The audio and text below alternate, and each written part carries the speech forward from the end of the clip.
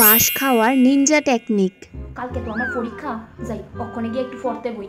এক রাতে আর কিতা ফেরা উল্টাইলাম আমি, কালকে সকালে পরীক্ষা দিতে যাওয়া লাগবো। দেখি মন্দিরা কিতা কিতা শিখছে, তারে ফোন করি। ওমা তাই আবার ফোন করতেছে কেন এখন? হেজিল কানি ক কিতা কিতা শিখছস তুই? না লো বোন, কিচ্ছু শিখছি না, ওখানে শুধু বলিয়ে বমু। তুইও শিখছস না কিচ্ছু? যাক আমার মতন একজনের ফাইলাম। আচ্ছা বোন শুন না, এক রাত্রে তো এতটা শিহন পসিবল না। হলো এক রাত্রের মধ্যে কেমনে এতলা শিহুম?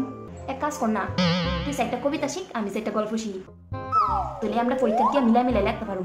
তো আমরা যদি রোল নাম্বার হিসেবে বুয়া না, ওখানে পরীক্ষা আছে না, রোল ওয়াইজ বুয়া না, যে যেন পারে এনইব। আচ্ছা তুই সবটি কবিতা পড়েছিস তো? হ কবিতাটি আমি ভালো করে শিখছি। তুই সবটি গল্প শিখাইছিস তো ভালো করে? আমিও সবটি গল্প ভালো করে শিখাইছি।